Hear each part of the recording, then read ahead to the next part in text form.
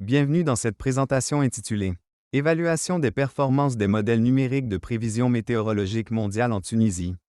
Cette présentation entre dans le cadre de l'évolution de nos outils de modélisation au sein de l'Institut national de la météorologie de Tunisie qui montre aujourd'hui une convergence de haute précision.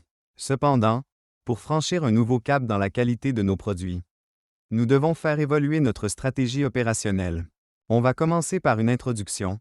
Ensuite, nous présenterons les objectifs de l'étude, puis la méthodologie statistique, les performances thermiques et pluviométriques, avant de faire un focus sur le meilleur choix au centre, d'introduire la nouvelle stratégie basée sur la prévision d'ensemble pondérée, WEF, de proposer les recommandations opérationnelles pour 2026, et enfin de conclure.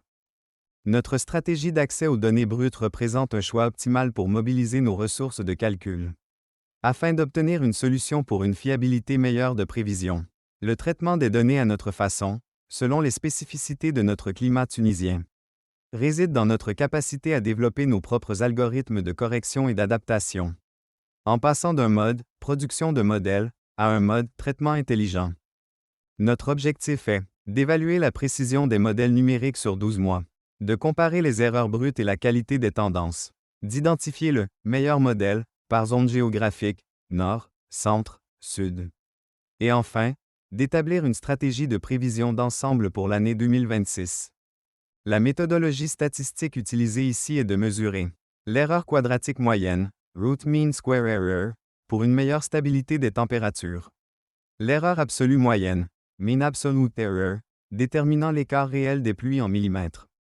Et la coefficient de corrélation de Pearson pour mesurer la synchronisation du modèle avec la réalité pour une meilleure tendance. Les données utilisées sont au nombre de 3934 observations traitées sur l'année 2025. Concernant la performance thermique, les résultats nous ont montré que le modèle allemand ICON est le meilleur. Les autres modèles ont présenté des coefficients de corrélation dépassant le 0,90. La meilleure corrélation de Tmax était au nord avec R égale 0,98. Concernant les performances pluviométriques, les résultats nous ont montré une domination du modèle IFS avec un MAE égal à 4,89 mm au nord et 2,95 mm au sud. La meilleure capture des trajectoires perturbées, R jusqu'à 0,62. Le modèle ICON reste le plus précis au centre avec un MAE égal à 3,38 mm. La prévision de la pluie reste un défi majeur où le coefficient de corrélation est plus faible qu'avec les températures. Focus meilleur choix au centre. Dans la zone centre, le modèle ICON est le meilleur sur tous les indicateurs. Tmax, le RMSE est égal à 1,22. Tmin, le RMSE est égal à 2,35. Pour la pluie, le MAE est égal à 3,38 mm. Conclusion, le modèle allemand ICON est l'outil préférentiel pour cette région. L'étude de performance menée sur l'année 2025 valide la pertinence de l'infrastructure mise en place et permet de définir une stratégie de prévision optimisée. La nécessité d'une approche multimodèle, prévision d'ensemble, est une solution pour affiner la précision des bulletins météo de l'INM.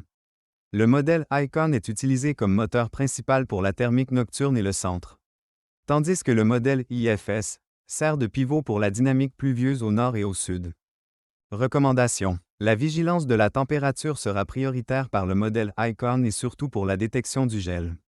La vigilance des inondations pivote sur le modèle européen IFS avec les cumuls du modèle allemand ICON surtout pour les intensités locales au centre. Prise de décision. Si convergence des modèles, confiance élevée. Si divergence des modèles, prudence, scénario de sécurité. En conclusion, l'intégration du modèle ICON en 2025 a considérablement affiné nos résultats. La prévision d'ensemble pondérée est la clé pour une prévision météorologique de précision. Prochaine étape, automatisation du calcul du consensus pour les bulletins quotidiens. Merci pour votre attention. J'espère que ce travail contribuera à une meilleure compréhension des processus de la prévision d'ensemble et ouvrira la voie à de futures recherches. Je reste à votre disposition pour toute discussion ou question.